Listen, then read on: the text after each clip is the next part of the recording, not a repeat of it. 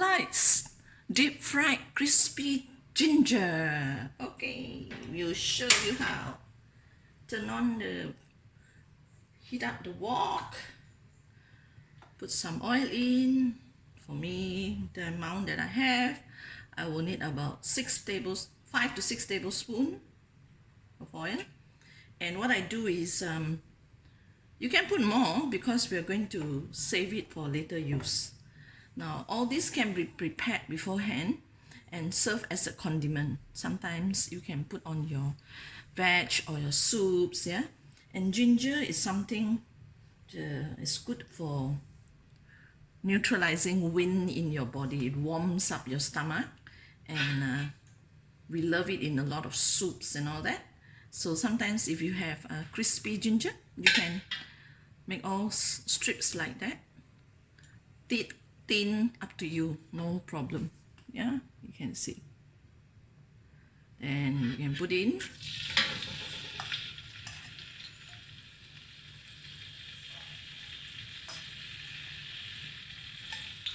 Doesn't matter if the oil is hot or not, but eventually it heats up on, and then it gets fried. I usually like to put it in cold so that it will slowly dry out, and the spiciness of the ginger will still be in the ginger itself. So it kind of like trap all the spiciness into the ginger, so you have nicer taste. Crispy ginger. It's very good for your toppings, for vegetables, fish, seafood, or you can, if you don't want to eat it in this form, you can pound it. Yeah, but I'm doing all this is because daily I'm using it, because I have a 93 years old aunt who loves ginger a lot in her food, and she believes that because she is in that age, she needs a lot of ginger to warm up her stomach, so to reduce gout, arthritis, you know. They believe is in the food you eat, so she's very careful with her food. She doesn't eat much sugar. She doesn't eat much seafood or meat, so that it will help her to sleep better, have less pain on her knee, stomach. No, headache she don't have. She's a happy person. So this is what we do.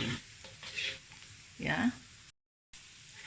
So on low heat for about 2-3 minutes, it will get golden brown, lightly golden brown like that. Yeah. It's on low heat now. I only have like 2 minutes on this, and I'm going to turn off the heat because the oil is very hot. So you can allow the carry-on cooking to happen. If you don't turn off the heat, it will burn and it comes black. But if you turn off the heat, the oil is still hot, it will still carry on cooking. So you just give a stir. See the bubbling? The bubbling means there's still moisture in the ginger. So let the hot oil cook the ginger, and as it cooks, it will become lightly brown. So you see the one that is yellow has no more bubble around it. It will only cook the ones that is still not cooked. Okay. Now, how are you going to store this? These are you can do more, 100, 200, 300 grams.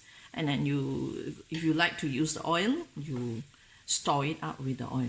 I usually like to use with the oil because it's easy. I can steam veg and just pour this in, yeah. Okay, so to store, you must use a glass bottle. No plastic, yeah, because the oil is very hot. It will melt and burn your hand, scald your hand, yeah. So with bottle is fine. I'm going to take a ladle.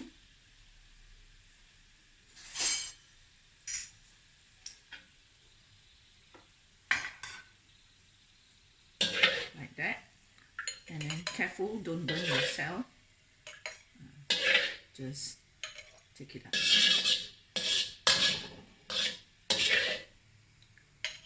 It's very good for steamed fish, your veg, you know, certain veg goes along, very compatible with ginger, like cabbage, spinach, broccoli, mushrooms. Yeah, I'm going to take all this up like that. So you see why I like a wok, because a wok is so friendly like that. Next, all right. So this is how you store them up, and this is your ginger, deep fried ginger, crispy ginger. Up to you. You want to put in a container without oil, you just sieve it up without the oil. But for me, because I can use to fry my veg or put as a topping, I like with oil. And I personally like sunflower oil more than canola oil. Yeah. I'm going to share with you how I use my toasted garlic and toasted ginger. This, remember? We did this ginger oil. Yeah. And this is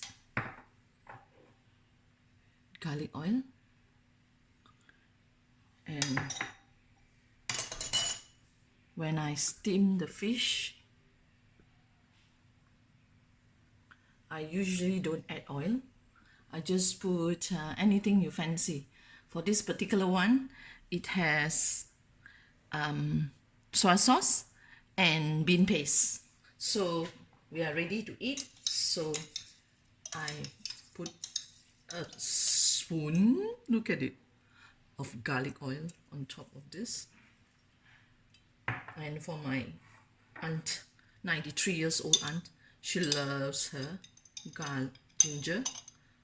That's when a lot of ginger comes in like that. So okay, like this. All right, so that's how we use the toasted garlic and toasted ginger strips. Thank you for watching. If you do like us, please subscribe to us. Let us know what else you want me to cook, to show you. I feel so encouraged because there's so many people writing to say, giving me private message to say, I want this, I want that. But some of things are very, very simple. But I will just do it for you too. Bye. See you next time.